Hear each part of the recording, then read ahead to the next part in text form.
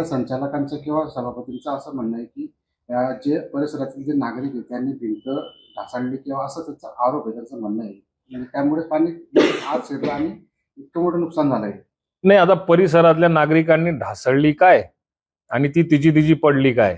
व्यापाऱ्यांनी, कृषी उत्पन्न बाजार समितीच्या संचालक मंडळाने, त्यांच्या त्या सभापतींनी या सगळ्या गोष्टीची व्यथा मांडली.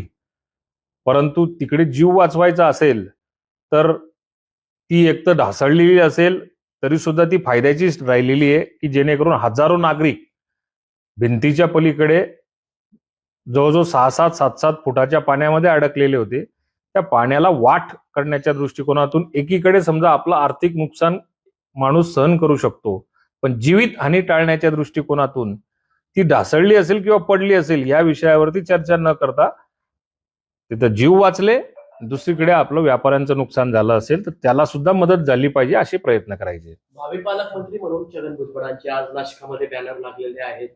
त्याच्यावरूनच या ठिकाणी खड्ड्यांच्या मुद्द्यावर नाशिकच्या पालकमंत्री पदाची चर्चा जोरदार रंगली. नाही, बॅनर लावून पालकमंत्री कधी होत नसतात. ते बॅनर आपले कार्यकर्ते असतील, ते कार्यकर्ते त्यांच्या प्रेमापोटी नक्की लावतात. हा सर्वस्वी अधिकार राज्याच्या मुख्यमंत्र्यांचा असतो. त्याच्यामुळे त्यांनी जो निर्णय घेतलेला असेल किंवा घेणार असतील तो येणाऱ्या काळात आपल्याला समजेल.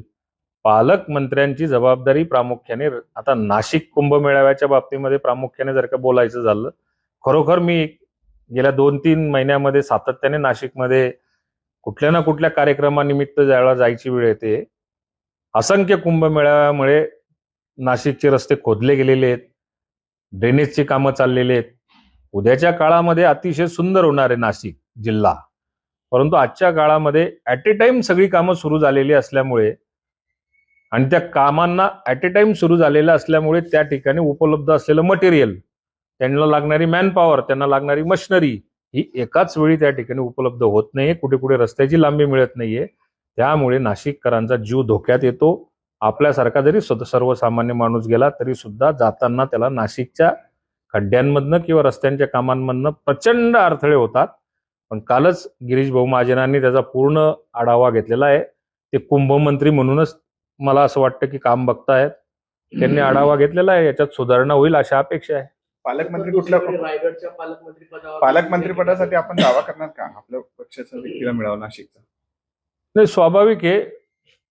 आम्हाला रायगडही पाहिजे, आम्हाला जळगावही पाहिजे, आम्हाला नाशिकही पाहिजे. आमच्या पक्षाला किमान 2 पालकमंत्री, 2 ते 3 पालकमंत्री आमच्या पक्षाला दिले पाहिजे अशा आमची अपेक्षा आहे.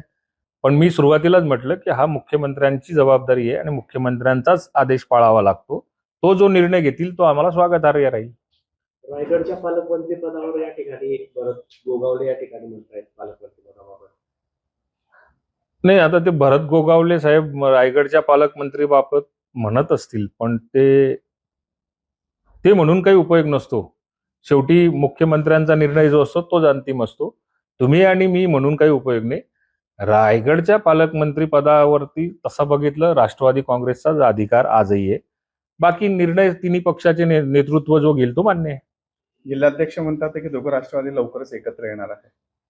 आपल्या जिल्हाध्यक्ष कोणत्या जिल्ह्याचे, म्हणजे कोणत्या पक्षाचे जिल्हाध्यक्ष म्हणतायत? अजित पवार गटाचे जिल्हाध्यक्ष संजय पवार यांनी सांगितलं की दोघं राष्ट्रवादी लवकरच एकत्र येणार आहे. नाही, त्यांच्या स्तरावर एकत्र येण्याची चर्चा झाली असेल तर ती माझ्यापर्यंत त्यांनी काही पोहोचवली नाही. पण माझ्या स्तरावरती, प्रदेशाच्या स्तरावर अशी काही चर्चा मला ऐकायला मिळाली नाही.